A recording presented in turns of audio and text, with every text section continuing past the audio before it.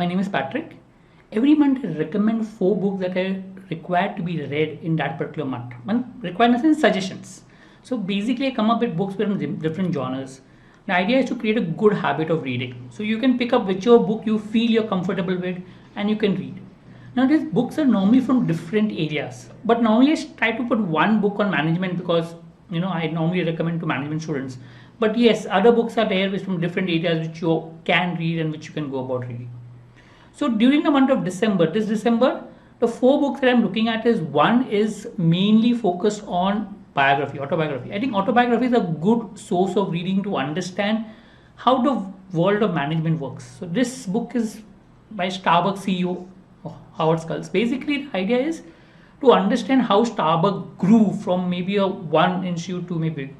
Next book is more about a little bit on financial education, but I think this is good book for everyone. It's the best read book and a good book to understand how finance to some extent, personal finance works. Not the whole idea of finance industry, but generally your personal finance, how can it be more effectively utilized.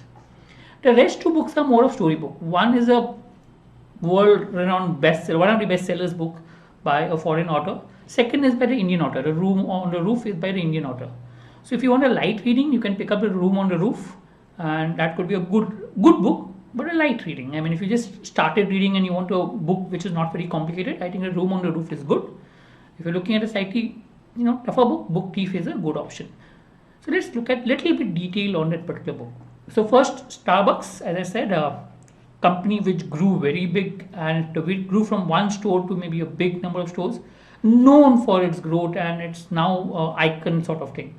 So if you really want to know how it grew and the whole story behind it, I think it's a good book to read and understand. As I said, autobiographies are good books to understand the world of business. So if you're really looking at world of business, I think this is one book that you can read. Second, Rich Dad Poor Dad, good in terms of individual or personal investing. So if you're looking at financial independence and knowing something about finance, how to invest your own money or what to do, I think it's a decent book to understand fundamentals about it. More of a story book, not a technical book. So it helps you to understand in a much better way. So Rich Dad and Poor Dad are 2 different characters in the whole book. Through them, he tries to explain how the difference in investing by a rich dad and poor dad make them rich or make them poor. Good book to read. Book 3, it is basically based on a German background, Second World War, Nazi Germany. Written by an Australian author, one of the well-known books of his, or one of the bestseller books of his.